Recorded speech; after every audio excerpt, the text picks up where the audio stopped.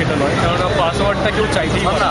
আপনার পাসওয়ার্ড আপনার কাছে যদি ভুলে যান, ওনাকে রিসেট করে সেই প্রতিষ্ঠানের কাছে যদি আপনি বলে পাঠান, ওরা নতুন পাসওয়ার্ড পাঠিয়ে দেবে। পুরোনো পাসওয়ার্ড কাউকে বলার কথা নয়। না এভাবে মানে এই যে এটিএম কার্ডের নাম্বার চাই অনেক সময়, একটা বই কিনতে গেলে যাওয়া হলো একটা এটিএম কার্ডের নাম্বার চাইছে অনলাইনে, স্ন্যাপডিল, ফ্লিপকার্ট সব দিক থেকে চাওয়া যায়। এটা কতটা মানে সুরক্ষিত কতটা? এইটা ডিপেন্ড করছে, যেমন কিছু কিছু সাইট যেগুলো নিচ্ছে তারা যদি সুরক্ষিত নিজেদের না রাখতে পারে, তাহলে কনজিউমারের পক্ষে সম্ভব না নিজেকে সুরক্ষিত। কনজিউমার কিছু জানে না, আর জানার কথাও নয়। জানার কথা হচ্ছে যে কোম্পানি সাইটটা প্রোভাইড করছে তার, সে যদি সেখানে সিকিউরিটি প্রোভাইড না করতে পারে, কনজিউমারের ক্ষেত্রে এটা খুবই বিপজ্জনক হয়। অনেক ক্ষেত্রে যে electric bill, telephone bill, mobile bill এগুলো সব অনলাইনে পেমেন্ট করা হয়, সেক্ষেত্রে কতটা সমস্যা হচ্ছে? সমস্যা ডিপেন্ড করছে আবার সাইটটার উপরে। সেই সাইটটা যদি ভালনারেবিলিটি থাকে, তাহলে অবশ্যই সেখানটায় কনজিউমার বিপদে পড়বে। সেখানে একটা প্রশ্ন আছে যে ধরুন সাধারণ মানুষ কি করে বুঝবে, একজন ক্রেতা সে কি করে বুঝতে পারবে? যেমন ধরুন আপনি একটু আগে যখন আপনি বলছিলেন তখন আপনি একটা কথা বলেছেন, সেটা হচ্ছে এখন একটা ট্রেন্ড আছে যে ধরুন বিভিন্ন রকমের বিজ্ঞাপন থাকে যে আপনি অনলাইনে এগুলো কিনুন বা আপনি অনলাইনে বেচে দিন, আপনার সুযোগ সুবিধা থাকে। যে মোবাইল বেচে দিচ্ছে OLX এ, মোবাইল এক্সচেঞ্জ, এটা খুবই বিপজ্জনক জিনিস।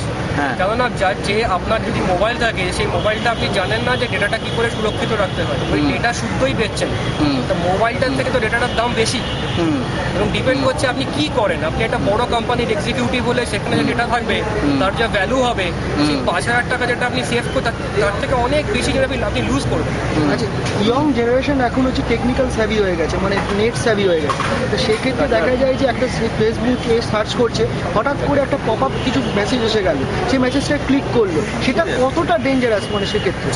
যে মেসেজটা আপনি ভালো করে জানেন না যে কি হতে পারে, সেখানে অবশ্যই ক্লিক করা উচিত না। আর পাসওয়ার্ড যদি কেউ চায়, আমার মনে হয় পাসওয়ার্ড আপনি যদি HTTPS সাইটে দেন, তাহলে সেটা কিন্তু অনেক ক্ষেত্রেই আপনার কম বিপজ্জনক। আপনি যখনই কেউ পাসওয়ার্ড দিতে বলবে, ম্যাক্সিমাম যেভাবে হ্যাক হয় পাসওয়ার্ডগুলো, যেটা সাইট এলো সেখানটায় বললো পাসওয়ার্ডটা দিতে, আমি যদি এইটুকু চেক করে নিই যে সাইটটার মধ্যে HTTPS আছে, তাহলেই অনেক ক্ষেত্রেই আমার ওটা অনেক সুবিধা হয়ে যায় এবং আমার হ্যাকের চান্সটা অনেক কমে যায়। ফেসবুক, টুইটার জাতীয় জনপ্রিয় সোশ্যাল সাইটগুলো অনেক সময় দেখা যায় আমি মেসেজ করছি, অন্য লোকের মেসেজ চলে যাচ্ছে, এই ক্ষেত্রে সেগুলো কতটা সুরক্ষিত, যেগুলো জনপ্রিয়তা প্রায় কয়েক কোটি মানুষ ব্যবহার করছে? ফেসবুকের থেকে আপনি হ্যাক কেন হবে না? আপনার মেশিনের মধ্যে একটা লোকাল ট্রোজানও নেমে যেতে পারে। আপনি একটা PDF ফাইল, আপনার ম্যাক্সিমাম লোক তো ফেসবুক করে মোবাইল থেকে, আর মোবাইলের মধ্যে তো অ্যান্টিভাইরাস নেই, এটা আমি একটু আগে বললাম। তাহলে আপনি আপনার মেশিনের মধ্যে অ্যান্টিভাইরাস ছাড়া করতে সাহস পাবেন না, কিন্তু মোবাইলে তো আপনি জানেনই না আপনি করে যাচ্ছেন, তাহলে কতটা সুরক্ষিত আপনার ফেসবুক আপনি যখন মোবাইল থেকে করছেন? আর একটা আমার কোশ্চেন, স্পেসিফিক কোশ্চেন, যেমন ব্রডব্যান্ড আর অ্যানালগ অ্যান্ড ডিজিটাল, যেটা ব্রডব্যান্ডে চলে, static IP, dynamic IP. Static আইপির ক্ষেত্রে দেখা যায় যে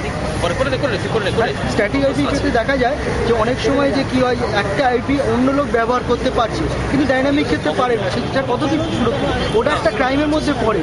মানে একজনকে ডাইনামিক আইপি যেটা থাকে, একটা পার্টিকুলার টাইম কিন্তু একটা আইপি একজনই ব্যবহার করছে।